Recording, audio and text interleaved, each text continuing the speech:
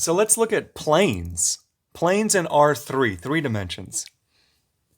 So planes are described by giving a point and a vector that's perpendicular to the plane.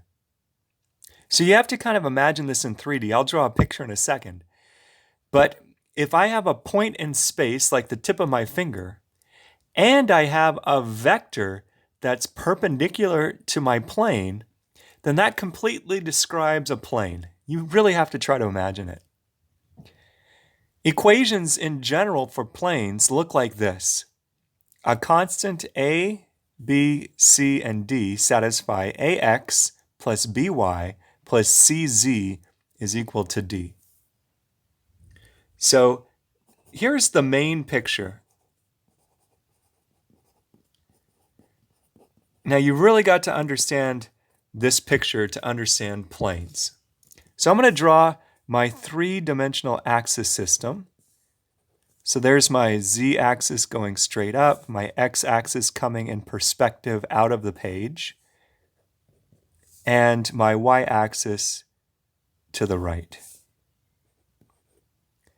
So I'm going to draw a plane. The plane goes off forever in all directions, but I'm just going to draw the plane in the first octant. So the first, positive values for x, y, and z.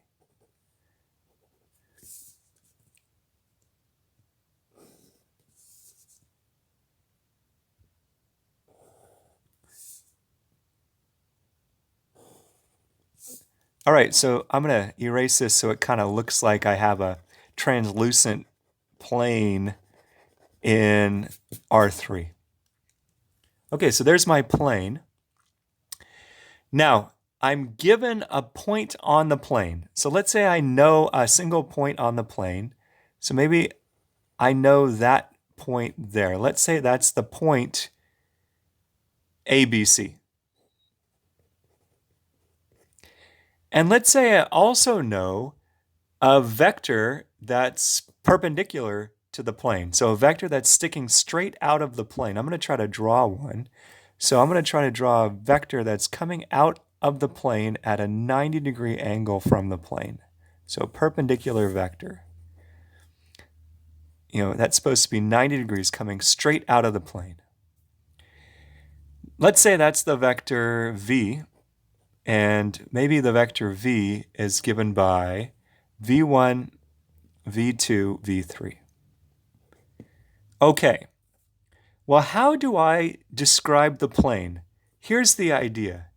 You take any point x, y, z in the plane. So you randomly pick another point in the plane. So maybe I pick this point down here.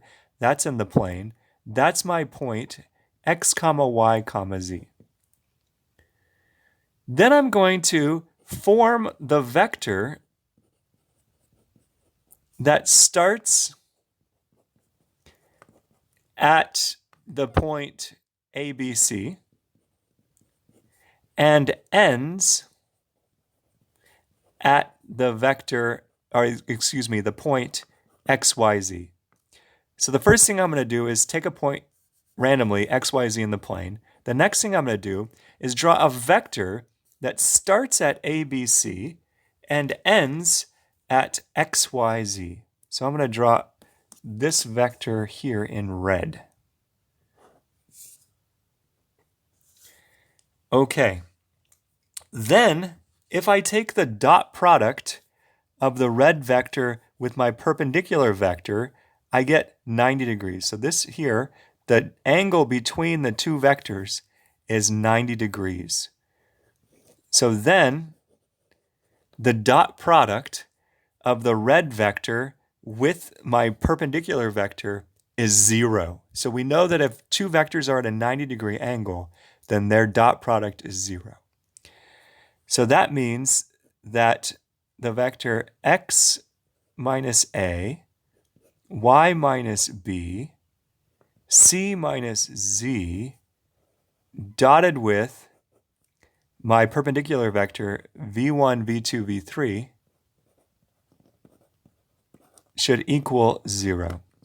So this is my red vector in the picture. There's my perpendicular vector. This gives me my equation. So then you could actually calculate the dot product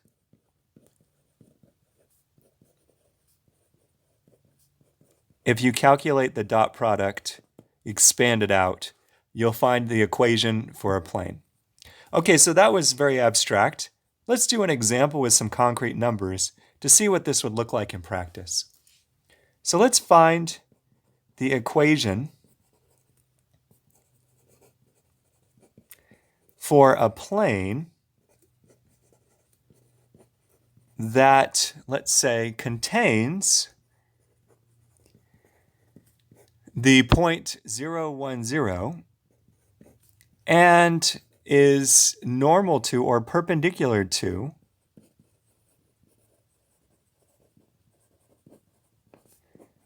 the vector, let's do 1, negative 1, 0. Okay, so the plane is this. So I have a point. My point is 0, 1, 0. That's my point on the plane. I'm going to form a vector that looks like x minus 0, y minus 1, z minus 0. That's this vector in the calculation. That's a vector that starts at 0, 1, 0 and points to the point x, y, z. So that's a vector that's parallel to my plane. So if I take a dot product of that with the vector that's sticking straight out of the plane, perpendicular to it, I should get 0. So then you actually calculate the dot product. So I do 1 times x, so I get x, minus 1 times y minus 1, plus 0 times z, and that should equal 0. So you can expand further if you'd like. You get x minus y plus 1 is equal to 0. And so the equation of my plane is x minus y equals negative 1. I'll do some more examples in the next video.